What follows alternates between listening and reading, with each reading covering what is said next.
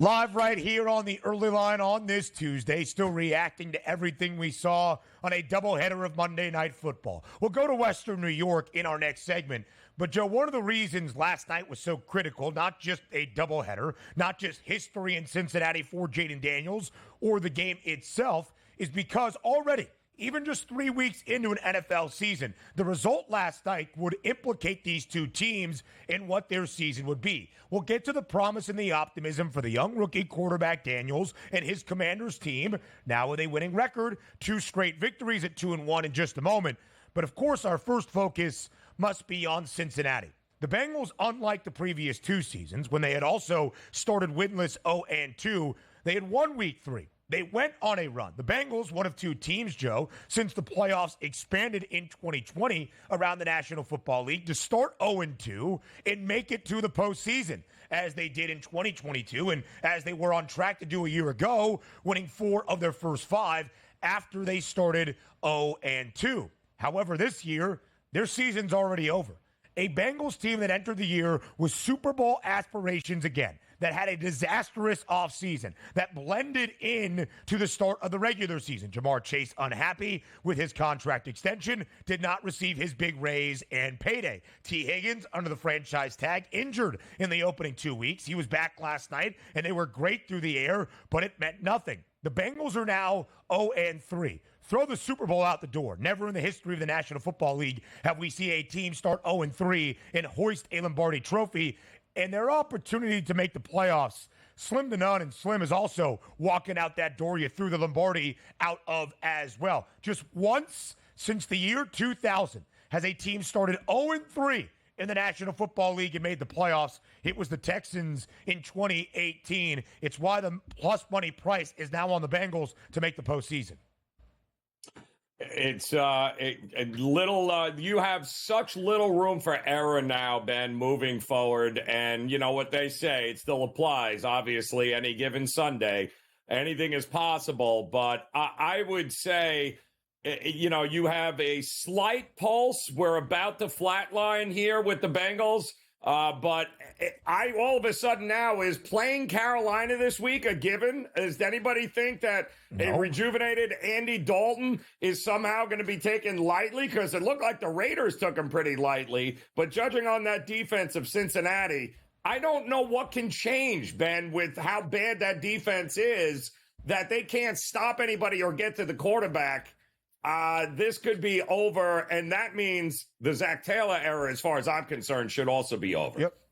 For sure, Joe. Those are the questions you have to have on this Tuesday. If it sounds like an overreaction, you're kidding yourself. When you have Super Bowl aspirations and you start 0-3, they're done. Your season is over. Joe, motivation is a very difficult thing to handicap, but you would think the Bengals, who had been in this position, rather precarious the last 2 seasons, understood what was at stake last night as a 7.5-point home favorite. Win the football game, get your season back on track. So if there was ever a time to be amped up for a game against the Commanders, it would be that one. And they failed, flat out. They did not deliver when they needed to. So what is the motivation the rest of the year? Of course, the Bengals are going to say, hey, there's exception to every rule. We can be the second team since the turn of the millennium to make the postseason after starting 0-3. So there will be some buyback with the Bengals, but I just don't really think it's an optimistic projection for the rest of this year. And hand up, I picked the Bengals to win the AFC. I thought Cincy would be in the Super Bowl this season because of the also track record with a healthy Joe Burrow in 2021 and 2022, the 2 seasons he had played more than 10 games out of the 4 in his National Football League career. And what happened both of those years? The Bengals won double-digit games. They won the AFC North, and they made it at least to an AFC championship game. All of that, in my mind, is done. The only hope that you have, as say, compared to a Jacksonville 0-3 team, is that you have back-to-back weeks in which Joe Burrow and that offense did enough to win the games. More than enough in that game last night, obviously over 400 yards. They had more than enough. So they have some other issues they have to address. They do have half the equation, Ben. They have a healthy Joe Burrow and an offense that's capable of putting 30 points on the board. But if you don't fix it a defense with Lou Anarumo and get those guys situated, it is over because you're not going to beat Carolina. How's that been? 8.5. I mean, to go on the road now to play Andy Dalton in a revenge game. Oh boy, the Bengals a 4.5-point road favorite. And the win total is down to 8.5. And the under has the juice. We'll talk about Jayden Daniels and the Commanders and then go to Buffalo next.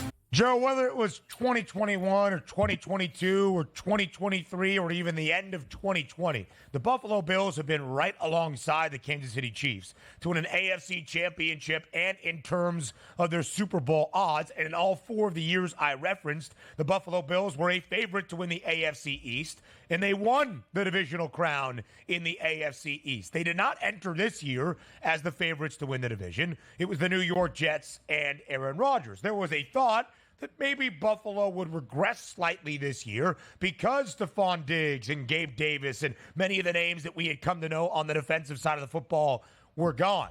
So they entered the year not with the same amount of expectation, but where they stand after week 3, the expectation and the aspirations are back in Western New York. Buffalo, 1 of 5, undefeated 3-0 teams following week 3 of the year. They're minus 180 to win the AFC East. They already have a divisional win over Miami. The Dolphins, not going to be pretty good the rest of the year, at least until the quarterback room gets ironed out. The Patriots are going to be pretty bad as we expected. It's really Buffalo and New York to try to figure out who claims this division. But outside of that, Joe, plus 390 to win the AFC Championship. $1.50 behind Kansas City, one of those 4 other teams that has started 3-0. In plus 750 for the Bills, tied for the second best number alongside the 49ers, behind Kansas City to win a Lombardi trophy. The last 4 years, we have placed Super Bowl expectation on Buffalo. They have failed to reach that ceiling. Is 2024 different, or at least through 3 weeks, does it look different to you? It looks very different to me, and it certainly looks different on the defensive side of the ball to me, because we do have, Leslie Frazier's gone. So we know McDermott took over. He brought in Babbage there to be able to help him as the DC here. They are doing things a little bit differently. And a lot of the old faces are gone on that defensive side of the ball. So there was a lot of questions as far as this season, not offensively, because you still have Josh Allen. But it was always going to be about defensively, can they compete? And outside of that first half with Arizona, I think we have now learned that a healthy Von Miller and the pieces and the additions that they have brought to the table and a new scheme, whether it's backups or not, because there were an awful lot of backups in that game last night defensively, and it didn't make a damn bit of difference. The Bills, however, in addition to Josh Allen having to get over Mr. Tiger Woods, they referenced that last night on the telecast, and I thought that was fantastic, that Josh Allen's got to get past his Tiger Woods, which is Patrick Mahomes. Here's the problem, Ben. He's got another guy in there now. His name is Aaron Rodgers, and he's healthy too now that he's got to get past at some particular point. So that, to me, I think is going to be fascinating, the AFC East, not because of Miami and Tua, not because of New England, because of the Jets and Buffalo. And, boy, that's going to be a fun series this season. New York 2-1. They also have a divisional win to start this year as they picked up on Thursday night to start week 3 against the Patriots. It's a new cast and crew offensively. Gabe Davis was back in Western New York last night. 2 catches for 8 yards. Khalil Shakir has been the leading receiver for Buffalo. He had 72 yards and another touchdown last night. James Cook has put up at least 85 scrimmage yards in all 3 games. He had 48 receiving yards last night. Dalton Kincaid, the young tight end out of Utah in his second year, who was supposed to be a prime offensive piece, got into the end zone for the first time this season last night over his receiving yards prop that closed somewhere in the middle 30s. It is what you want out of Buffalo. In the defense, Joe, to your point, they gave up 17 to Arizona in the opening half. They blanked the Cardinals in the third quarter. They scored 14. Comeback was on in Western New York. The Cardinals did score 11 in that fourth quarter. So if we talk the last 5 halves of football, Buffalo has allowed only 31 points. They held Miami to 10. That was even before Tua Tagovailoa was injured. And they held Jacksonville last night to 10. And some good news always a good news for Buffalo. Damar Hamlin, because of the injuries, has had to be a starter for Buffalo in the secondary. He picked off Trevor Lawrence on a wildly overthrown ball last night, his first career interception. The crowd in Western New York went bonkers, and rightfully so.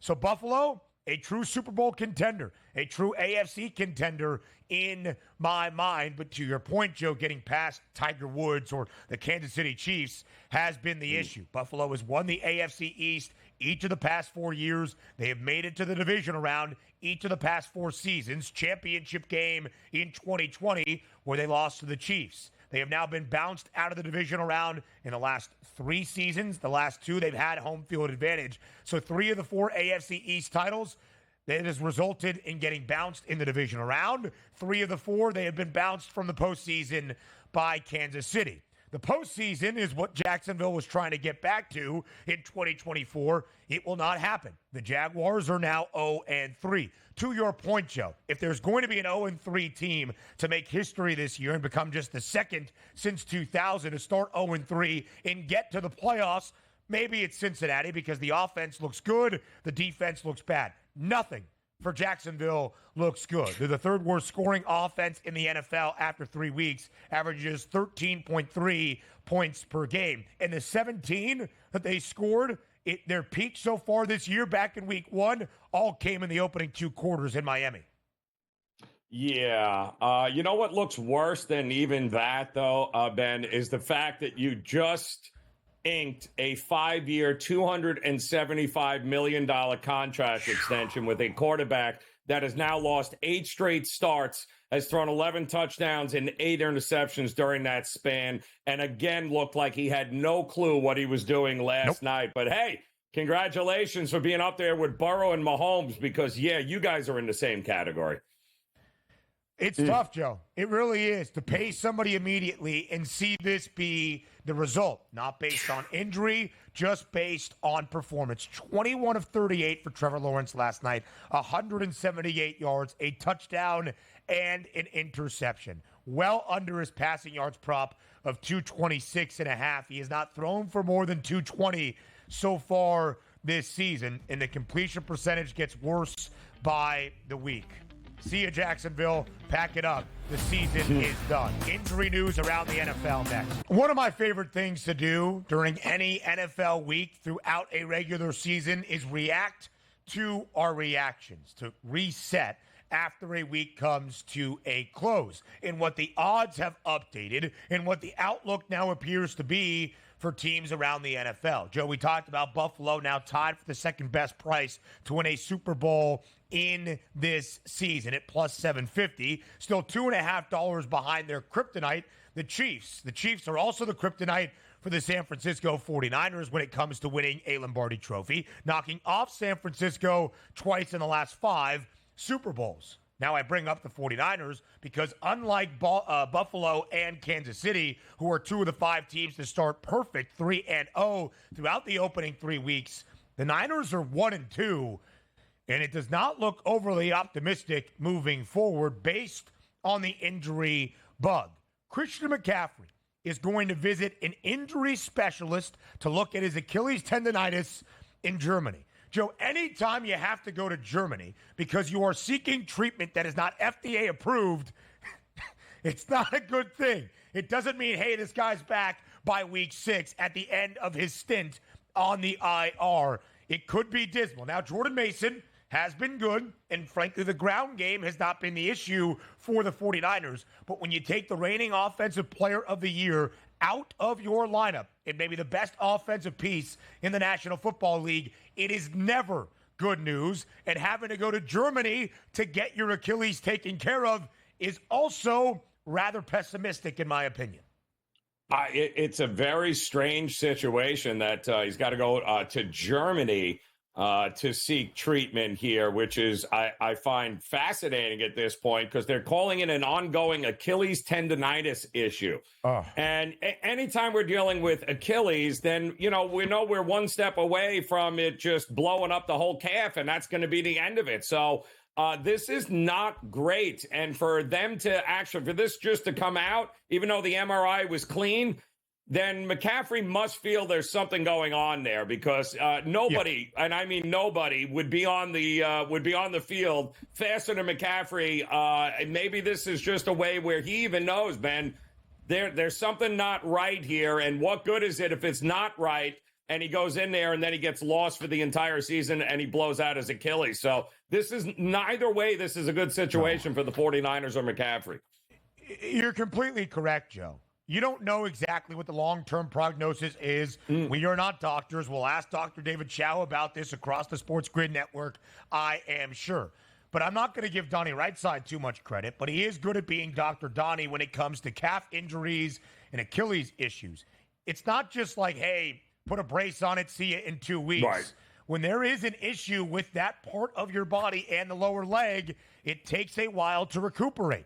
And so when Christian McCaffrey missed the season opener out of nowhere with an Achilles injury, it wasn't like, all right, they're just being cautious. They don't need him to beat the New York Jets. It was, this is cause for concern. Javon Hargrave in his second year in San Francisco, who has been a great piece of a vaunted front for that Niners defense in the interior of it as the nose tackle. He is likely out for the season. A triceps injury suffered on Sunday against LA. And Brock Purdy is even listed as day-to-day with back soreness. You know who's not included on that board?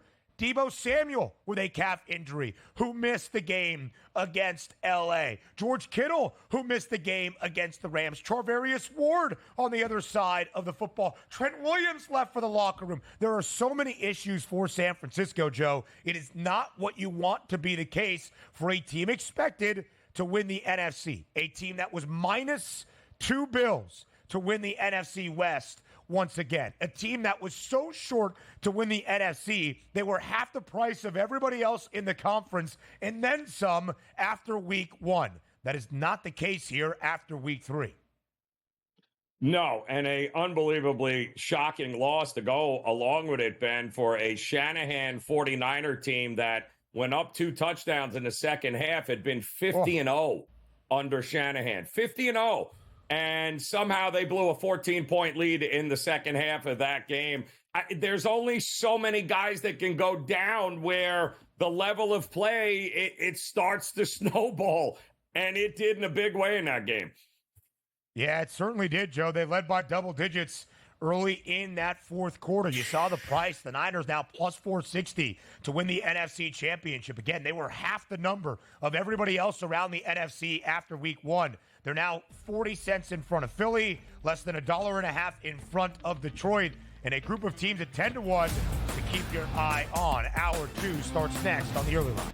Week 3 now in the books around the National Football League. We welcome you to hour number 2, live right here on the early line on this Tuesday. He is Joe. I am Ben. Still so much National Football League news and notes to break down for you at the end of week 3. With week 4 already on the horizon. That is the case each and every week around the NFL. We've got a President's Cup at stake this week up in Montreal. A little bit of international and team golf competition. Keith Stewart will join us up next to break down the format, what you need to know about Team USA versus the Internationals. We'll talk more season outlook and award competition around the National Football League and maybe even delve into the MLB playoff race now that the full final week of the regular season, Joe, in Major League Baseball begins on this Tuesday.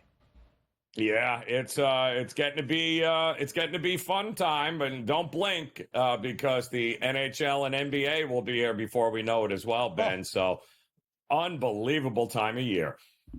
Did you know they play preseason games in the NHL? I found that out recently. Yep.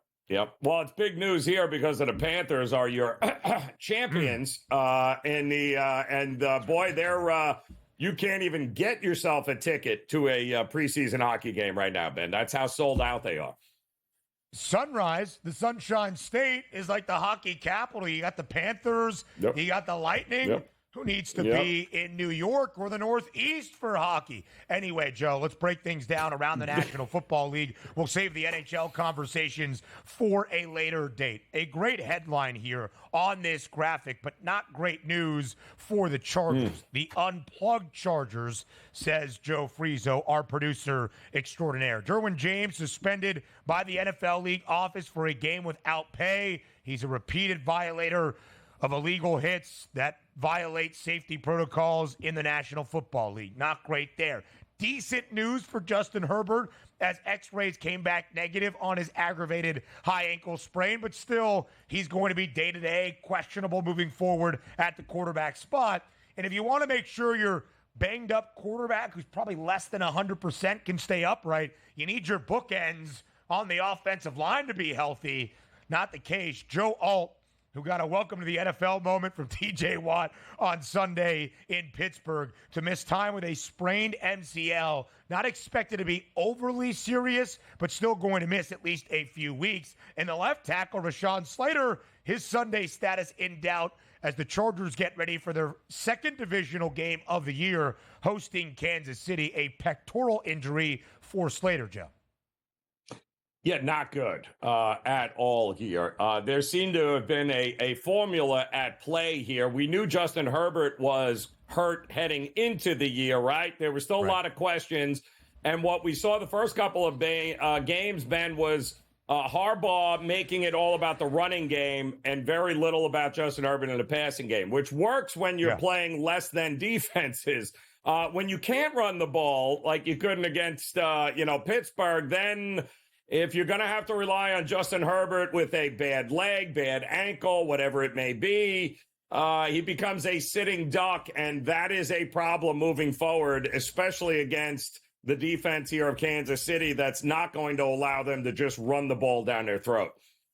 Yeah, it probably will not be the case. The backups right now in Los Angeles, as we saw on Sunday in Pittsburgh, Taylor Heineke, the recent acquisition from the Bolts, and Easton Stick, who does have some experience. Joe, since Justin Herbert came into the league in 2020, the Chiefs and the Chargers have played multiple times. They split the first two with Herbert. They won the first one in 2021. But since that point, Herbert against Mahomes, or at least the Chargers against the Chiefs, LA has dropped 5 straight games. And because of all this injury news, the Chiefs are a 7.5-point favorite on Sunday inside SoFi. Look at the total as well, 39.5.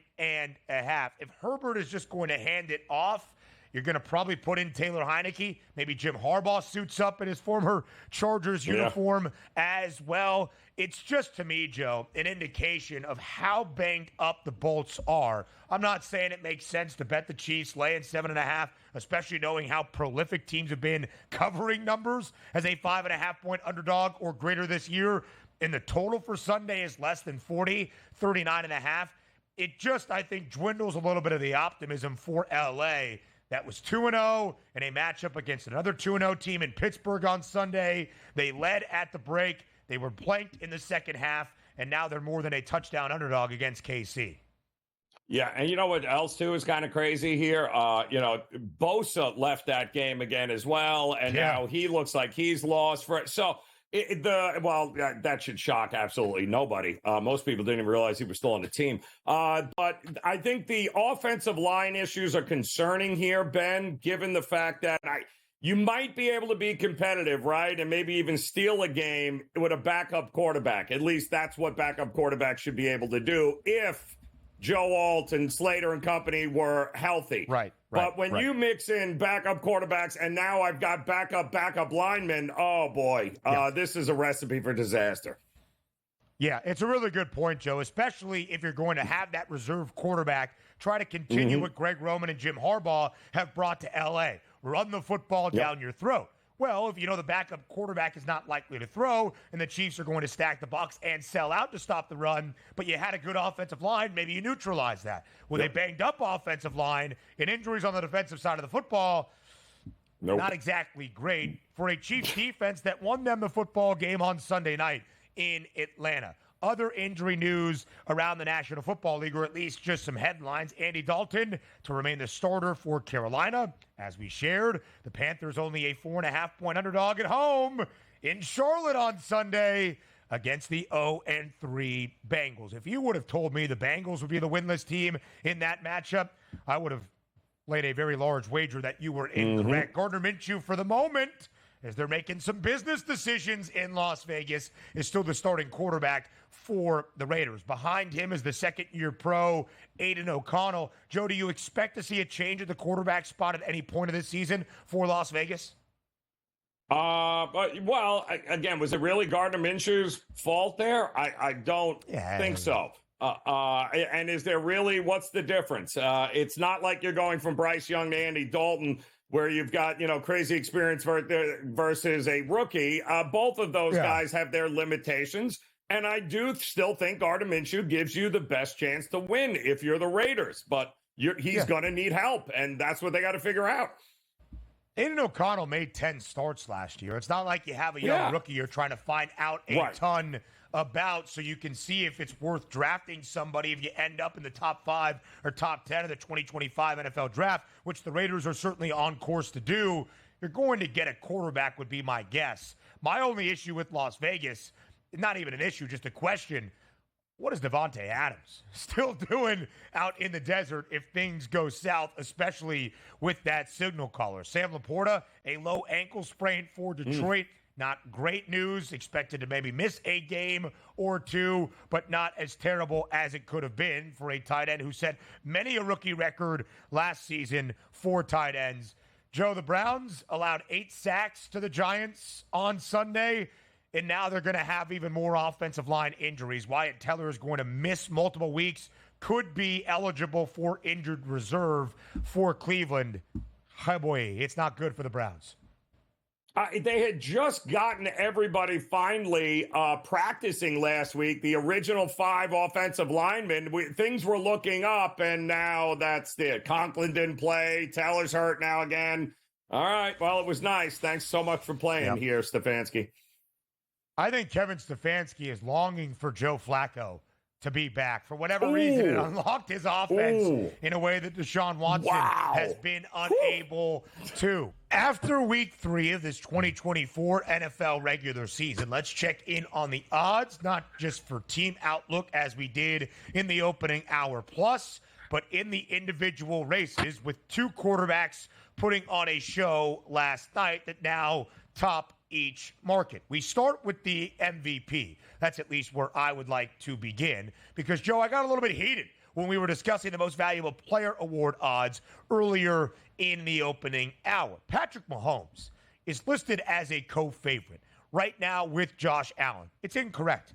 Both at plus 250. It's incorrect. Those 2 guys, so much shorter than everybody else in this market. C.J. Stroud has the 3rd best number at 14-1. He just threw 2 INTs in Minneapolis on Sunday. But Patrick Mahomes should not be up there. He is up there because he is Patrick Mahomes and his Kansas City team, the Super Bowl favorites with a short price and off to a 3-0 start. But Mahomes himself, admittedly from himself, has not been good enough. He's had 5 touchdowns to 4 interceptions. He has thrown an interception in all 3 games for KC so far this year, and it's not like he's thrown for 350 in all 3 and yet turned the football over. The numbers are not there, and frankly, the narrative is not there. Mahomes last year led a Chiefs team that was supposed to drop off to a Super Bowl. That was his year to win the MVP. He's won 2 MVPs since 2018. He's not winning 3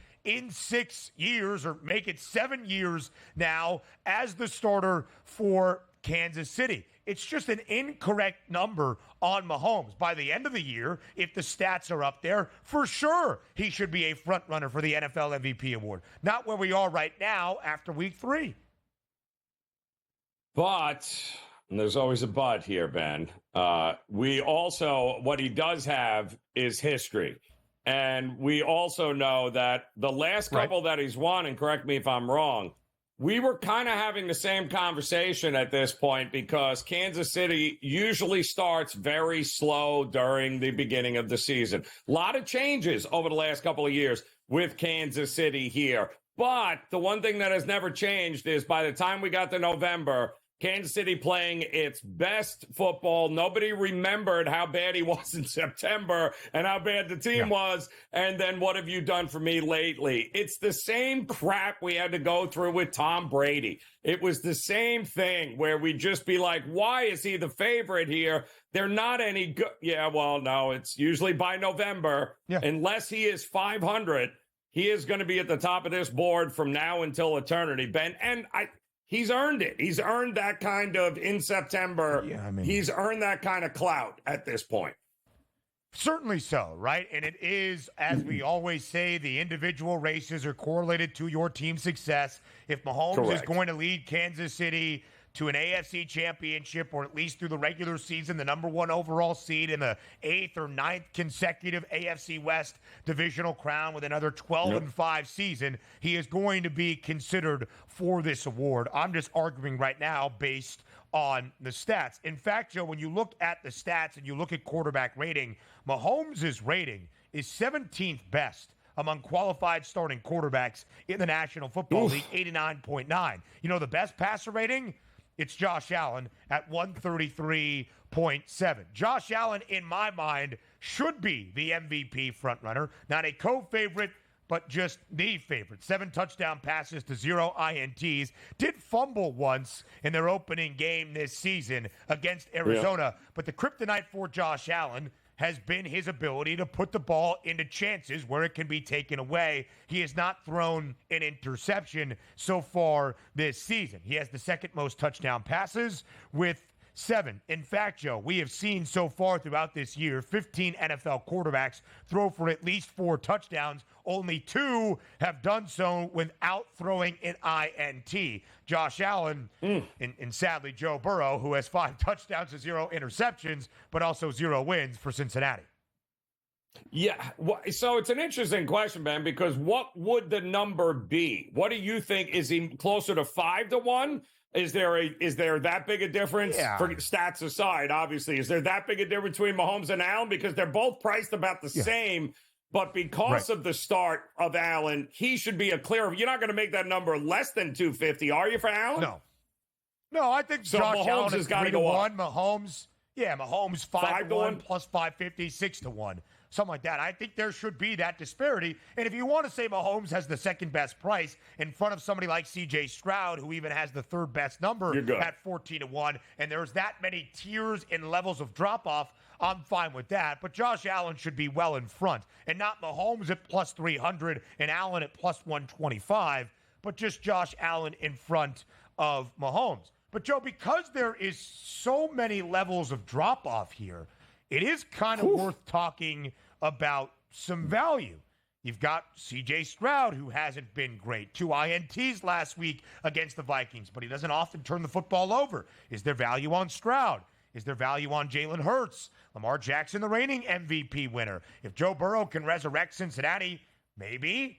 Aaron Rodgers, 4-time NFL MVP, back-to-back winner in 2020 and 2021. Joe, if you were looking for value because we have Mahomes and Allen co-favorites at plus 250, which name might get your attention and maybe a wager? Well, it's all in that right-hand column to me. It's the 2 guys up at the top there, Burrow and Rodgers, because they have the most weapons to throw to and to pad those stats. And the Jets have a better defense than what Cincinnati has, but that just means Burrow's going to be playing from behind more often this year, and guess what that means? His numbers are going to be through the roof. The Jets can run the ball. Cincinnati may not have a chance to run the ball, which means it's all going to be on Burrow. Yeah, and you would need Joe Burrow to lead the Bengals back to history to become just the second team since 2000 to start 0-3 and make the playoffs, an 8-9 Cincy team, even if they look better than they have in the opening 3 weeks, and Joe Burrow throws for 5,000 yards, he's still not going to win the MVP award. Can I reference a name, and we can discuss it on the other side of the break as well, who was not on that list but is technically tied for the 10th best price alongside Kyler Murray? It's the guy that leads the NFL in passing touchdowns. You might have heard of him. His name's Sam Darnold at 28-1. Could Sammy D be an MVP contender? We'll talk about it up next. Offensive Rookie of the Year odds in just a moment. But let me actually get your thoughts here, Joe Ranieri, on the viability of Sam Darnold remaining in the MVP race for all 18 weeks of this NFL season. Because after 3, he has the most passing touchdowns in the National Football League with 8. He didn't throw for 350 and 4 on Sunday in the upset win once again as a home underdog over Houston. He only threw for, I think, 181 yards, but did have 4 touchdowns. Can Sam Darnold remain in MVP consideration all year long? I mean, it's amazing that nobody's talking more about it, Ben. I mean, kudos to you. He had 4 touchdown passes on 17 completions. That's a pretty efficient day at the office for Sam Darnold. Can it yes, they absolutely can keep that up there. And I'm kind of shocked he hasn't turned into the pumpkin already. But anybody that doesn't think that's a real defense and Brian Flores knows what he's doing, when you make a C.J. Stroud look like he's an absolute rookie and no idea what he's looking at, yeah, they're going to surprise some people. But will they garner enough votes when it all's said and done? That's going to be the big question for Sam Darnold. And can they keep him healthy? Right, and Minnesota's going to have to continue to be good. They are one of 5 teams that is perfect 3-0 following week number 3 of this NFL season. The Vikings also just one of 2 teams, along with Pittsburgh, that is 3-0 against the spread. The Vikings, the only team of those 2 that has won outright as an underdog twice this year. Andy Dalton has the second best passer rating now based on the 1-game sample size in the NFL. So out of quarterbacks that have at least made multiple starts this year, Sam Darnold only trails Josh Allen, which leads us to Offensive Rookie of the Year conversations. Jayden Daniels is now the favorite. It is no longer Caleb Williams. It is Jayden Daniels. After week 2, it was Daniels and Williams co-favorites, with Marvin Harrison Jr. moving up the board. Malik Neighbors had multiple touchdown passes. The former college teammates are now the 2 best-priced individuals to win the Offensive Rookie of the Year odds. But Jayden Daniels is the story after making history last night. 21 of 23, that's a 91.3% completion percentage, the best by a rookie quarterback in an NFL game in league history with a minimum of 20 attempts. In fact, Joe, he has a completion percentage now better than 80 around the NFL through his first 3 weeks. That leads the National Football League. Not rookies. That leads the National Football League at plus 175. He is now the favorite to win Rookie of the Year on the offensive side. Well, are we sleeping on Bo Nix now? All of a sudden, Bo Nix, you gotta look at the opportunities, right? And that's the whole thing here. And Bo Nix figured it out there. Right. I think we can all agree that Caleb Williams is not going to be in the conversation due to the fact of the coaching staff. But if I was going to take a flyer here, Neighbors is out of his mind. Danny Dimes ain't even throwing great passes, and he's still somehow coming down with them. He is going to be a menace to a lot of teams. His numbers, Ben, could be all-time great there for a rookie wide receiver, but would they dare give it to a wide receiver and not a QB? That's the question. Well, oftentimes, Joe, they have when it comes to the Offensive Rookie of the Year award. 3 of the last 6 have played quarterback. The other 3, a wide receiver. Only 4 of the last 10 to win Offensive Rookie of the Year have played quarterback. The reason being, fair or unfair, we associate team success with quarterbacks, with not wide receivers. So even if you put up gaudy stats, but your team stinks, quarterbacks take a shot. Right. You can put up gaudy stats as a wide receiver, and your team can be 5-12, but hey, you were that offensive bright spot to build around. And Malik Neighbors has been that, at least 66 receiving yards in all 3 games. Woo. He has got 3 touchdowns over the previous 2 for the Giants. Daniel Jones, by the way, multiple touchdown passes in each of the past 2 weeks. I will say this, though, Joe. One of the reasons I bought into the idea of Caleb Williams being the Offensive Rookie of the Year clear favorite entering is because Chicago had won 5 of their final 7 games last year and was expected to be a winning team with a win total of 8.5 with over having the juice. That's not the case. Now, the Bears' win total has dropped off in some of that overall team success that we thought Chicago was going to have. Maybe now we look at Washington. The Commanders' win total up to 7.5 in the over has the juice. The Commanders, a winning football team through 3 weeks. They are 2-1. We'll talk Thursday night football and more football when Hour 3 starts next. Welcome to Hour number 3, live right here on the early line on SportsGrid, your theme for this third and final hour. Our reactions to the end of Week 3 around the National Football League. Who is the best team in the NFL? 5 have started a perfect 3-0 at the end of Week 3. We'll talk some college football in the game of the year already. A top 5 tilt in Tuscaloosa. Number 4, Alabama. Number 2, Georgia. Just saying the words, the hairs on my arms stick up. The goosebumps are there. It is going to be sensational. We'll talk about history that is set to be made on Saturday night at Bryant-Denny Stadium. And then, Joe, we turn our attention to Major League Baseball. Craig Mish, our MLB insider, the host of Newswire, joins us next, and then we will break down the entirety of this Tuesday slate. We've got games this week. We've got 6 games left for most teams around MLB. The second to last series for everybody starts today, fully underway. The playoff chase is here in the final full week of the MLB regular season. What a great final hour we have for everybody on the early line. Yeah, and it's we're heading into end of September. October will be here before you know it, Ben. So legacies are made in Major League Baseball in the month of October. We're getting a pretty good handle here in college and the NFL. This is a great time of year for us. It is a great time, and it's a great time to react to what we see each and every week with a now 3-week sample size in the National Football League. Who is the best team in the NFL? That was the question to all of you in Fade the Public.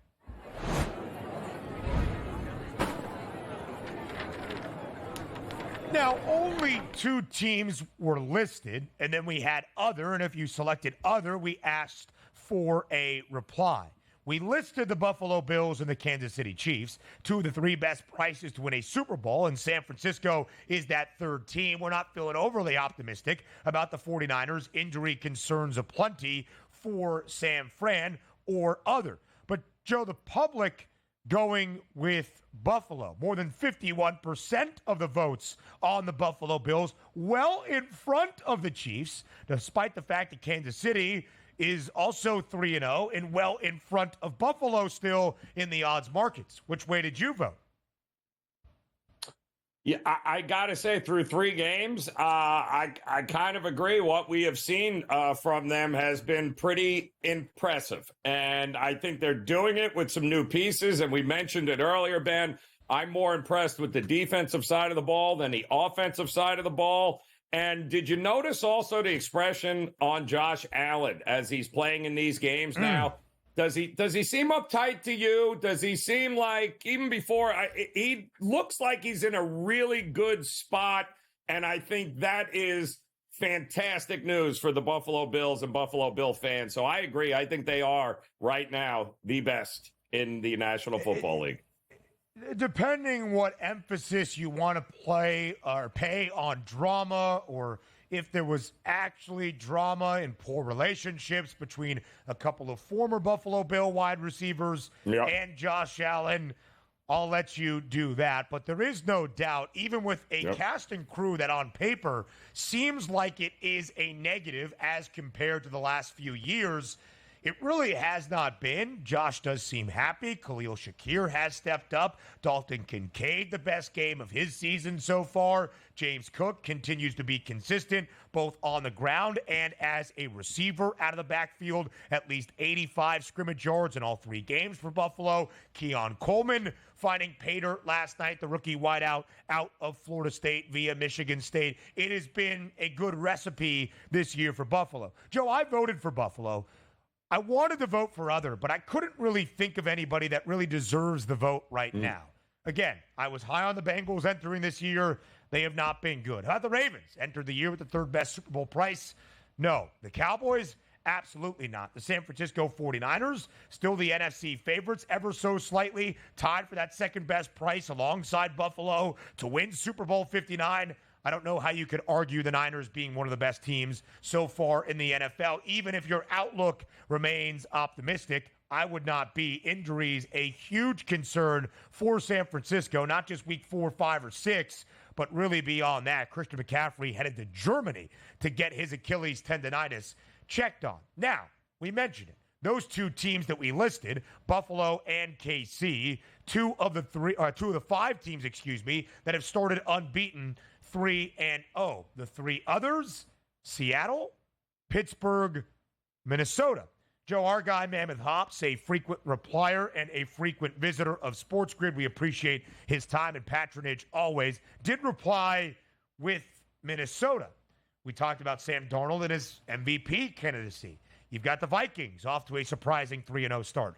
The Steelers just keep winning football games as the underdog or covering as the favorite. They're 3-0. Seattle is 3-0. You could argue competition for the Seahawks, and I would hear it. Any of the other 3-0 teams, not named the Bills and the Chiefs, that you are buying stock into being there at the end of the road when all is said and done? Yeah, I mean, listen, it's been very, very impressive with what Minnesota and Sam Darnold have been able to accomplish here. I mean, there is no doubt that we need to take them a little more seriously, especially the way Flores has got them playing. But the simple fact that the New York Jets are on this list at 18-1, and Aaron Rodgers has clearly looked much better in that last game where he's moving better out of the pocket. The rust seems to have gone off. The weapons they have, the style they play. This is all about who do we trust to win games in the elements, Ben, in November and December. Do we trust Sam Darnold? I don't know that I'm going to. I would trust Aaron Rodgers in those spots before I would trust Sam Darnold. And listen, best team through week 3 versus best team through 18 weeks and playoff consideration, different stories. But to Joe's point, it's why you can still find some value right now in those Super Bowl 59 odds, because you do not win a Lombardi trophy for being 3-0 through 3 weeks. Joe, as we look at those Super Bowl prices and as you scan the numbers on your screen, the Dallas Cowboys are the 9th best priced team to win a Super Bowl. I don't know how you would ever bet that number now or in the preseason, seeing as they have failed in 13 playoff appearances since 1995 to even get to the NFC Championship game. And the one thing Dallas has always been good for, Joe, even with the playoff struggles, great regular seasons. Each of the past 3 years, they have won 12 games. They have won 2 of the last 3 NFC East crowns.